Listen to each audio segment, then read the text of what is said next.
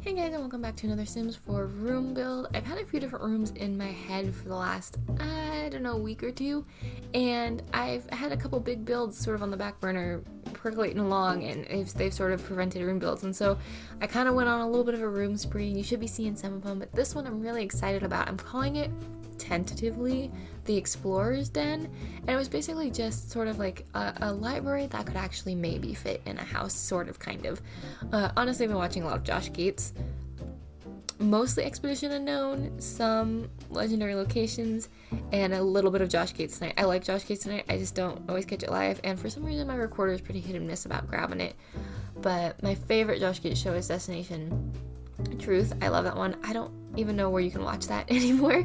But anyways, the point behind it is I was thinking about like an explorer's den, like someone who goes out and, you know, is either like super into archaeology or maybe like an anthropologist or, you know, Indiana Jones. I don't know. That was the idea behind it. So lots of tans, lots of browns. I like the idea of it being a really clean, cozy space, but also a space where like you maybe wouldn't notice so much if like your artifact kind of exploded dirt everywhere kind of thing. So lots of those sort of like earth tony colors, a really put together but semi-cluttered desk space. To be honest with you, if this was a true archaeologist or anthropologist's office, I would need a lot more book related clutter. I had a professor, what year was that? I don't think it matters. I had an archaeology professor. I had an anthropology professor too, but she was kind of crazy. But my archaeology professor I absolutely adored. Like almost had me convinced to go into archaeology, and his office was probably like, you know, your standard, like, I don't know, maybe 12 by 12 little like teeny weeny, you know, social sciences office, but there was literally his chair where he could sit down and swivel to his desk and then, you know, swivel around, and then you could walk into about maybe 2 square feet of his office, and everything else was just stacked books and random, you know, day-to-day things you might need and tools and maps. And there was some things that I am probably incorrect to call artifacts, because I mean, why would he have just them in his office? That doesn't make a lot of sense, but, you know, meant to look like artifacts or skulls and things. And it was an incredibly cool, cozy office, but it was also probably like a major fire issue. Anyways, I loved his office, and I did not totally go for a recreation of his office here or anything. That's just kind of what it reminded me of. I was like, oh, I remember that office being super cozy and a little bit creepy, but like in the best way possible. And I kind of tried to shoot for that with the shelves over the desks a little bit. And the shelves do clip a little bit if you hit them in like the right light, but I think they're okay for the most part, because I just wanted it to look a little bit more built in, like it was intentional, and I was having a really hard time with that.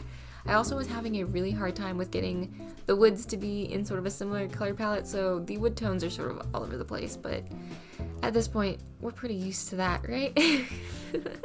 The walls are a little weird. There's obviously a bump out, which means this would have to be an exterior room, not an interior room, unless you removed the couch, or I guess unless you wanted a very weird shaped room on the other side, but there's windows in it, so it'd probably have to be an exterior room.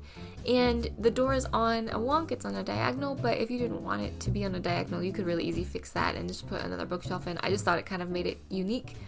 If you were to like pop it out, just another bookshelf on the side, or perhaps, you know, maybe a fireplace or something would solve that if you needed a square room. But I kind of liked the odd-shaped rooms. I like doing odd-shaped rooms sometimes in my houses as well, just because it's different than what I normally do. I'm very much a cookie-cutter builder, and sometimes I like to try to figure out different things.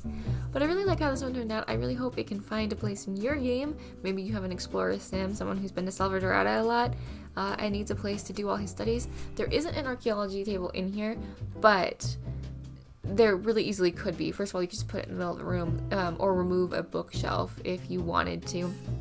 Or pull out that little, would you call it a credenza? That doesn't sound right. What would that be? It would be like I guess a decorative table, but like a buffet almost? That's not right either. The like sideboard. You could pull that out and put an archaeologist table in there as well. All of this is functional, it is play tested, but it is like entirely held up by move objects sheets. So when you go to place it, make sure to have that on, or just everything will fall apart a little bit.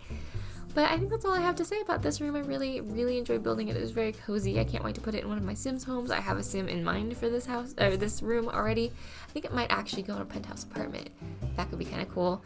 In any case, I'm going to leave you here. I hope you're having a great day. I hope you're feeling very loved. And if you're not, please know that I love you and I'm glad you exist and I'm glad you're here. And I will talk to you all very, very soon.